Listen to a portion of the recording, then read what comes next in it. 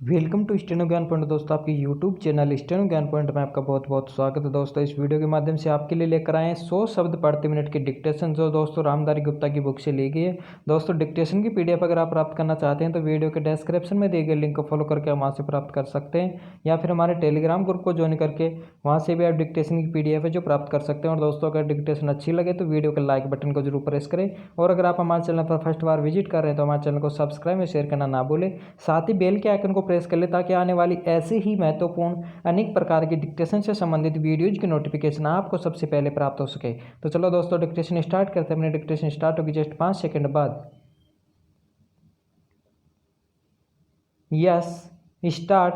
उपाध्यक्ष महोदय, अगर भारत की आर्थिक व्यवस्था को हम देखें तो यह कहने में कोई त्रुटि नहीं होगी कि कृषि उसका आधार है। विराम किसी भी देश की सामाजिक और आर्थिक स्थिति उस देश की भूमि की उत्पादन शक्ति पर निर्भर रहा करती है।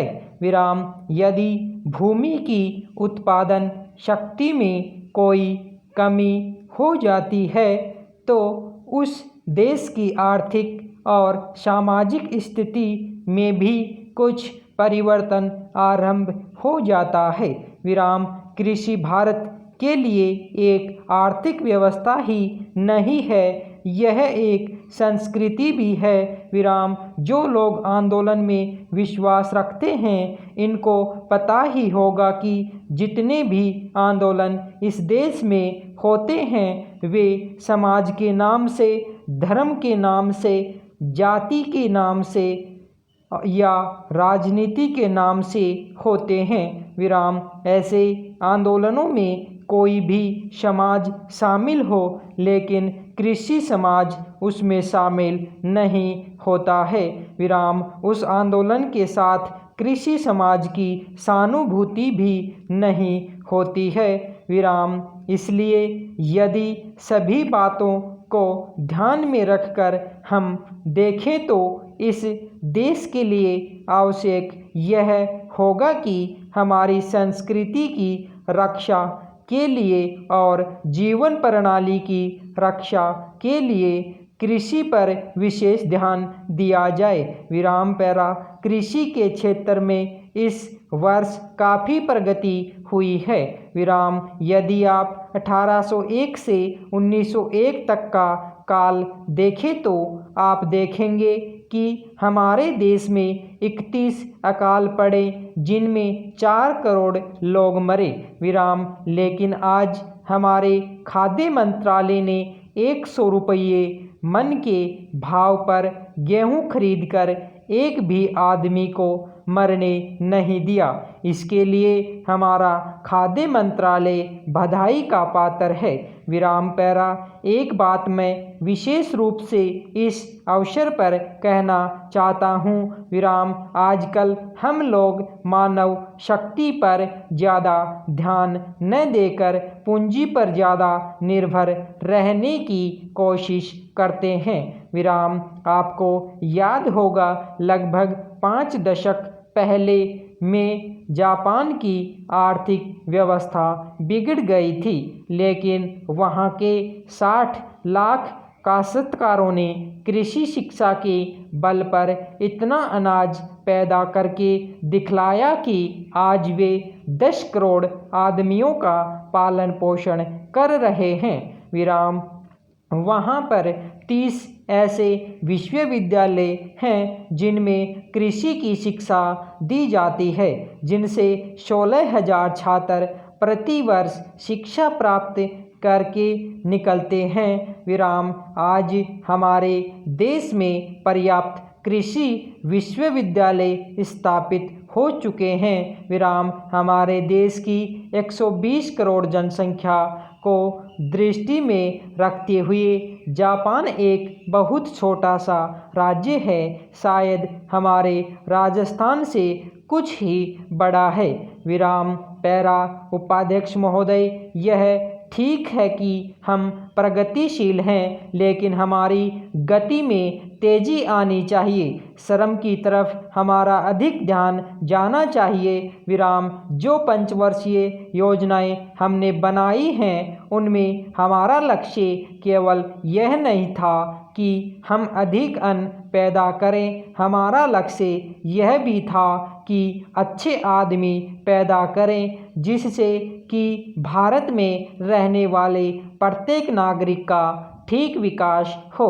विराम मैं इस बात से सहमत हूँ कि राज्यों में जहाँ बहुमत के आधार पर विरोधी दलों की सरकारें हैं, उनको तोड़ने का अधिकार केंद्र को नहीं होना चाहिए, लेकिन फिर भी हमें स्थिति को देखते हुए भेद करना चाहिए। विराम गुजरात की सरकार टूट गई, इसके लिए हमको अफसोस नहीं करना चाहिए। विराम जहाँ तक इस बिल का संबंध है, मैं इसकी कमियों की तरफ आपका ध्यान दिलाना चाहता हूँ, जिससे कि आपको उसे ठीक करने की प्रेरणा मिले और इसको आप ठीक करके वहाँ का काम चलाएं। विराम इसका आशय यह भी नहीं है कि जो पार्टी सरकार चलाती है वह सब सही काम करती है, लेकिन फिर भी मैं यह मानता हूँ कि जो गुजरात की सरकार टूट गई वह अच्छी बात हुई है। विराम गुजरात के लिए आपने संसद सदस्यों की जो समिति बनाई है वह एक ठीक कदम है, लेकिन इस बात का आश्वासन भी आपको देना चाहिए कि राज्य और जिला स्तर पर जो समितियां आप बनाने जा रहे हैं उनको सर्वदलीय बनाएंगे, ताकि जनता की जो कठिनाइयां हैं वे आपके सामने प्रत्यक्ष रूप से आ सकें और उनकी भावना के अनुसार वहाँ पर कुछ काम हो सके। विराम अगर ऐसी व्यवस्था नहीं होगी और बाहर के लोगों को आप उन समितियों में रखेंगे जिनको गुजरात की समस्याओं का कुछ भी ज्ञान नहीं है, तो परिणाम यह होगा कि आप गुजरात की समस्याओं को हल नहीं कर सकेंगे। विराम इसलिए मैं सुझाव देना चाहता हूँ कि आप इसमें ऐसी कानूनी व्यवस्था करें कि जिससे विभिन्न स्तरों पर सर्वदलीय समितियां बनाई जा सकें और उनके माध्यम से सरकार के सामने सुझाव आए कि वहां पर किस तरह से काम होना चाहिए। विराम पैरा गुजरात औद्योगिक मामलों में अन्य राज्यों से थोड़ा भिन्न है, फिर भी वहाँ की स्थिति यह है कि आज भी प्रति व्यक्ति आय 300 रुपये से अधिक नहीं है। विराम आज गुजरात में अन्य राज्यों के मुकाबले सबसे अधिक कर लगे हुए हैं। विराम यह उचित नहीं है। विराम धन्यवाद।